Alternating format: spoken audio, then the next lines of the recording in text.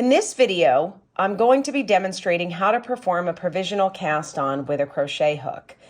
The reason for a provisional cast on is when you need those stitches to be live later, either to continue in another direction or to join them with stitches that already exist on the needle. In this case, I'm going to be using the provisional cast on for the neckband of a sweater where I want to create a fold over collar.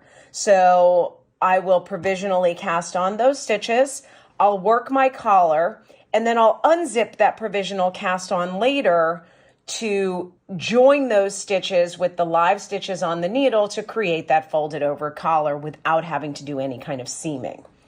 So the first thing I'm going to do is grab some nice smooth waste yarn, something with a nice high twist or something that's not real fuzzy. And it can be somewhat similar weight, but does not have to be exactly the same weight as the yarn you're using. I'm going to use a crochet hook and my needle that I need for the neckband of my sweater. So the first thing I'm going to do is I'm going to take about a 6-inch tail and I'm going to make a slip knot. I'm going to take that knot and I'm going to put it on my crochet hook. And I'm just going to gently make it tight on the crochet hook. I'm going to hold the crochet hook in my right hand and my working needle in my left hand. I'm going to take the yarn in my left hand. And if you can see my starting position, the yarn is behind the working needle that's in my left hand, okay? I'm going to grab that yarn with my crochet hook. I like to hold on to the base of my crochet hook and I'm going to pull it through and make a loop. All right, I've left now with one loop on my crochet hook, one stitch on my needle, and my working yarn at the front. I'm going to then bring the working yarn to the back and I'm going to do the same thing. Grab the yarn with my crochet hook, pull it through the loop on my hook, and then again, working yarn ends up in the front, so I bring it around to the back. And I'm just going to continue like this.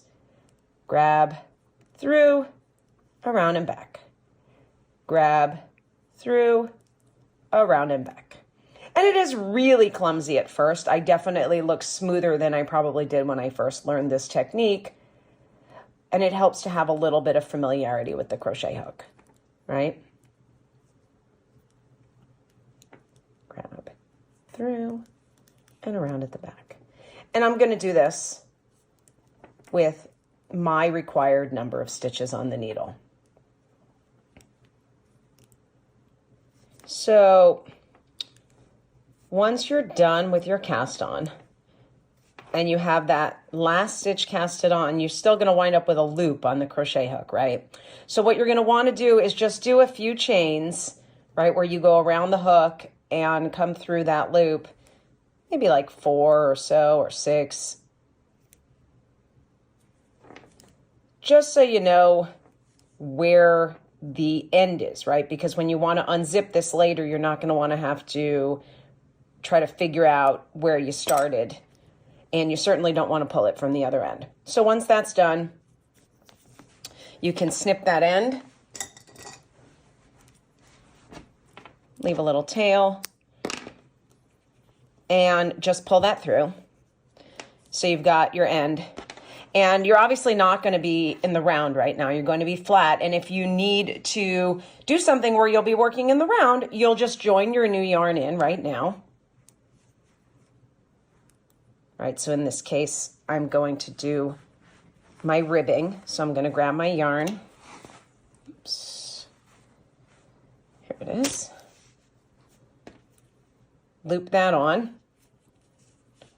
And I'm literally just going to start doing whatever the pattern is that I have to do. In this case, it's a knit 1, purl 1, rib. And I'll work my way across to the end of this row, and then I'll place my marker to join for working in the round going forward.